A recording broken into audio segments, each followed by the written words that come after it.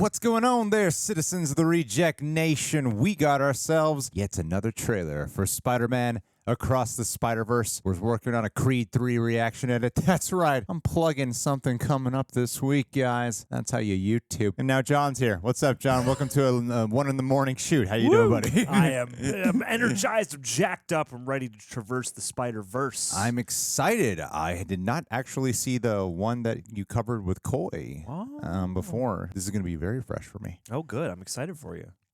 Me too. Thwip that like button. Let's get to it. My name is Miles Morales. I'm Brooklyn's one and only Spider-Man. And things are going great. Oh, yeah. You were supposed to be here at 5. All right, whatever. Whatever? Wow. Whatever? No, So man. are you like a cow or a Dalmatian? I am the Spot. Yep. That's not funny. Don't do that. Miles' grades are pretty good. A in AP Physics That's my little man. and a B in Spanish. Okay. Miles. Are you trying? Mira, eso es imposible. I gotta go. All right, bye. He's lying to you, and I think you know it. Spot gonna be like the boy. main villain? It looks like it, or at least a big force. Want to get out of here? Oh, win? So wait a minute. There's an elite crew with all the best That's a good Spider-Man? Who's the new guy? Oh, no way. Spider-Punk. Oh, there's the Iron Spider. The whole thing was his idea. What's a guy gotta do to join this spider team? You can never be part of this. Don't even There get he me is. started on Doctor Strange and the little nerd back on Earth 1999-99. Oh, damn, direct. No Way Home reference. Terrible teacher. Peter, Hey. you have a baby? I have a baby. I'll take it from here. Miles, being Wow. Spider-Man is a sacrifice. Whoa. Oh, You have a choice gonna see that history. between saving one person and saving every world. Trolley problem. I can't do that. I can do both. Spider-Man always. Not always. If not for Uncle Ben, most of us wouldn't be here. Can't stop me now. You can't run forever. God, this looks freaking epic. Yeah. What else isn't what we talked about? Wow. Have no idea what you're doing. Everyone. Holy shit. How my so story intense. is supposed to go. Nah, I'm gonna do my own thing. Holy balls. Wow. Whoa. Scarlet. All of them. And then I looked at my uncle and Let me guess. Spider therapy. Oh, no. Oh, we're going like 22 Jump Street terrain at that point. Oh, so much. Like, I mean, the ending of 22 Jump Street. Oh, wow. That was overwhelming. I saw Spider-Man No Way Home 3 times in theaters. I saw Into the Spider-Verse 3 times in theaters. Needless to say, I'm a Spider-Man fan. Not this guy. Hates Spider-Man, but all Never about that seen him. Morbius train. I think this trailer was beautiful because it provided all the vivid, wild, imaginative fun that I want from this movie. It managed to communicate both emotions in this trailer where it felt very expressive and massive. Like the scales seemed so much bigger, yet it still had this very personal stakes touch. At least what I was picking up on here. I'm not exactly sure what the movie's main inner conflict is going to be dealing with, but from what it seemed like they were teasing amidst the chaos, he's torn between a choice where he has to kind of allow his dad to die. You know, there are all these things about letting Uncle Ben die, and it seems like, but part of what the trajectory has to be is allowing Jefferson Davis to die. But yet, he does have that moment where he's interacting with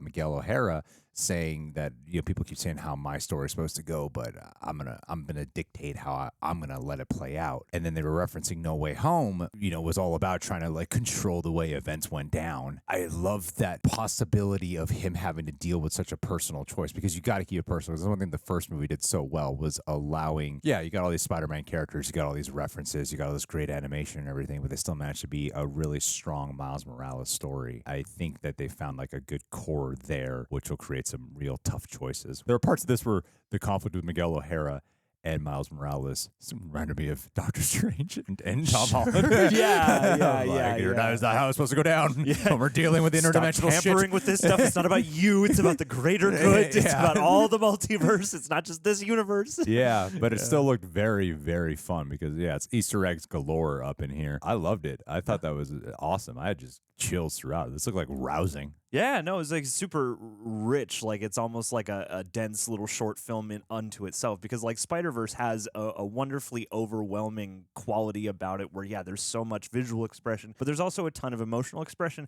And this had both flavors kind of in equal measure, all the fun, all the, varying different arrays of Spider-Men that we're going to see. But also it seems like this will be incredibly difficult in terms of the personal journey, not only for the idea that he might have to let Jefferson die in order to secure the greater good, but his entanglement with Gwen and her reaching out across universes to get to him and not wanting to probably lose that, and then coming into what seems like a big amount of conflict with not only Miguel O'Hara but at least a certain amount of the Spider-Men who are probably on his particular wavelength. So it almost seems like they're going to take that coming of age even further and having that sort of stubbornness to say, no, I'm going to dictate how the story ends. I feel like there was a lot of great potential for growth for Miles in that, but also a lot of potential for tragedy. And I feel like one thing Lord and Miller and their cohorts are really good at are giving us things that are both fun but meaningful and that will kind of have that weight and have that challenge in it. Like what I wasn't expecting was like the Spot in this is like so impish and so kind of whimsical in his presence. And I was coming in thinking like, oh, that's going to be the main villain. But here it more looks like an internal conflict between Miguel and Miles and everybody else. It seems like Spot probably creates some, because he's like an interdimensional villain. Yeah. And it seems like by accident he creates a problem that they have to fix because there's something that feels like really goofy. I mean, Spot. So it seems like they're leaning into a comedic side of what causes this, universal scale to deal with, versus just a massive, meaningful, menacing threat. Sure. But I thought it was great. I mean, you got some great references here to all the other Spider-Man, and I saw images of the previous trailer, so it looks like they've done a lot of that here. I really that was the Spider-Punk, right, on the guitar? I believe so. Yeah. I've been trying to skim this while John was talking, and I'm like, I cannot find that image. There's so many images in here that I can't find it. This will be on every Easter eggs breakdown, like all 155 Spider-Men and women that appear in this trailer. And yet, what was another thing that I sort of gathered from part of its emotional core was him having more of a relationship dynamic with his mom this time around. Yeah. Not that she wasn't important in the first one, but so much of the first one had a father and son tale, and this seems like it'll have a little bit more to do with his mom. But Miguel O'Hara, man, I don't trust him. Yeah, I know. That was the last thing I was expecting. I mean, he's come across as, like brooding and intense in the previous little flashes that we've seen and in the previous trailer, but here it does look like he is like going mad trying to hold this whole operation together and might be crossing over potentially into extreme territory that might be, beyond the pale of what's truly moral, what is, left up to that great responsibility, And Peter B. Parker is back with a baby. He's back. So many Peters B. Parker at WonderCon in there. Guys, what did you think about this trailer? I thought it was awesome. Yeah, I cannot wait for this. This is a theater one. Oh, sure. I'm not going to react to that here. I'm going to watch it in the theaters. I'll pay someone else $20 to watch it here. I'll do it. I hate Spider-Man. I know.